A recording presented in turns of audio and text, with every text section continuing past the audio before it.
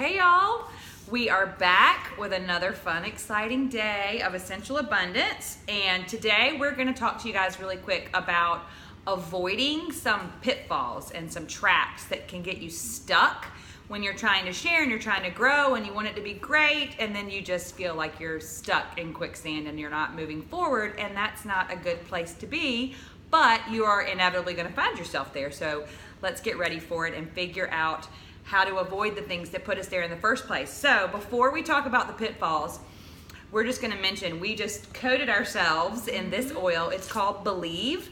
It's one of Young Living's blends, and it's amazing. If you don't have it, right now, of course, keep using your abundance roll-on every single day, but get yourself some Believe if you don't have it yet.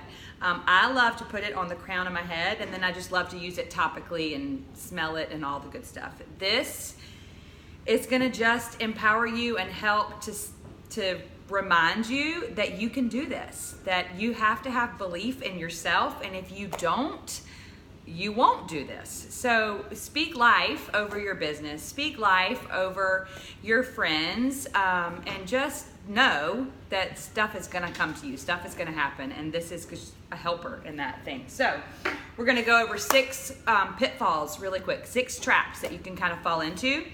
The first one is if you're sharing, if you're meeting with people, if you're talking and you feel like you're talking to people a lot about oils and these awesome products with Young Living, and no one is really signing up, no one's getting it, you might need a stronger close. In fact, you probably need a stronger close, and we have a whole video on that, so go back and rewatch that if you haven't yet, because that's really important. If you go through an entire class and tell people about these awesome products that they desperately need in their lives, and they're like, yeah, and you're like, thank you so much for coming.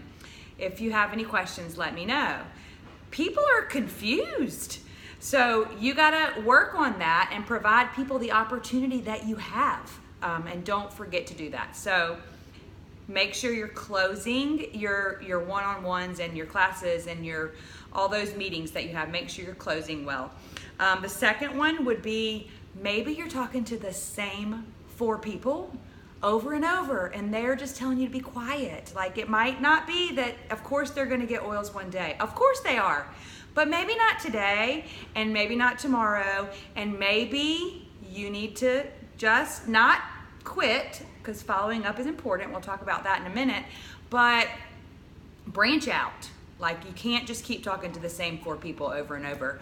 So if you need ways to branch out, you might need to go to a mommy's group or join a book club or join a gym or whatever. Like, do something.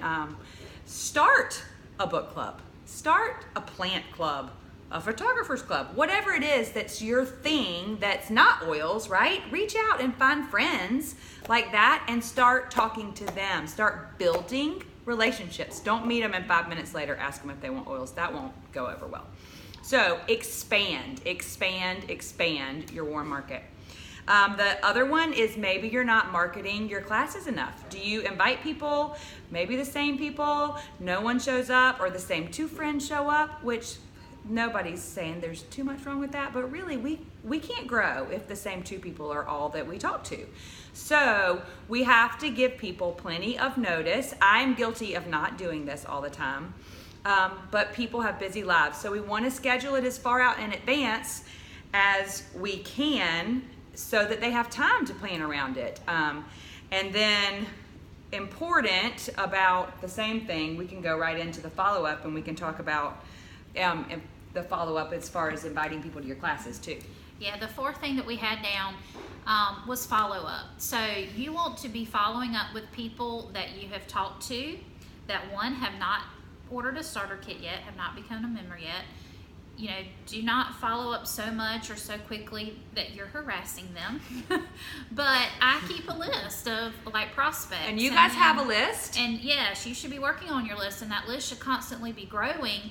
And then I just go back to my list and go, you know what, I haven't talked to so-and-so in a while, or, you know, there's a sale going on, and let me, this is a great time to touch base with people that might be interested in getting their starter kit now, because if money had been an issue as to why they couldn't sign up, well, now that, there might be a deal or a sale or whatever's going on, then, that's a good time to follow up. And following up with people after they've signed up is huge. Just because they have gotten on there and ordered their kit and you have that $50 check coming doesn't mean you're done with them. The follow-up is so, so, so important. I try to make sure that I follow up with people at least a week after they've ordered their kit to make sure they've gotten their kit, and to make sure that they've opened their box. And then I try to follow up at least a month later just to say, how's it going? Do you have questions? I remember when I got my box, I was overwhelmed. I didn't know half of what the uses were in that box. So, remember to follow up with people. Keep talking to them if they didn't sign up with ER. Follow up about that. Hey, let me tell you, about this great program, especially if you see that they're ordering consistently every month. I have a few people that sign up and they don't want to do ER, but then I see that they place an order the next month, and then they place another order the following month, and I'm like, hello, you could be getting more stuff and you could be saving money. Right. Let me tell you about this again. And then, you get your ER going. So follow up after classes, the same thing. Just make sure that you are, giving people support. Sometimes it's just a matter of they're just not aware of things, and you putting, saying, hey, if you have questions, if there was anything you were not sure about the other night, whatever it is, just asking that can make a huge difference in whether or not they sign up, they get on ER, and they keep ordering product. Right. So the fifth thing is not treating this like a business if you are trying to build a business. I know some of you are like, this is not a business thing for me, and that's fine. You're just trying to get enough things underneath you to help pay for your oils every month. But if you are seriously trying to build a business, you need to treat it like a business. That's hard, especially if you're not business minded, I guess. I wouldn't consider myself business minded, but I've had to learn, to be a little bit more like that. So, if you're serious about it being a business, you have to treat it like a business. Which goes into the last one perfectly. Which perfectly goes into not letting distractions be a problem. Now, when we talk about distractions, we're talking about, of course, there's a million things that can distract you from doing what you need to be doing. But sometimes, and I'm guilty of this myself, I might sit down and watch 3 hours worth of Young Living videos, education, get in these groups and start reading all the posts. That's good. But then if I didn't have time to really do, when we talk about the IPAs, if I didn't do anything, then those were all just distractions from what I should have been doing in terms of, building the business and getting some of those IPAs in.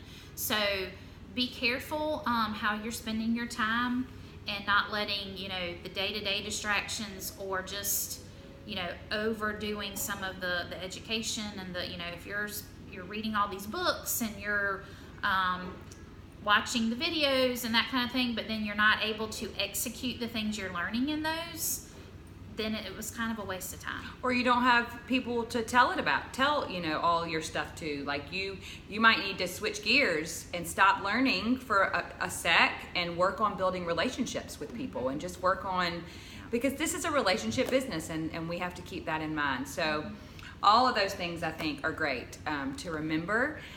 So we will cut this one off, and you guys ask if you have questions always. Bye.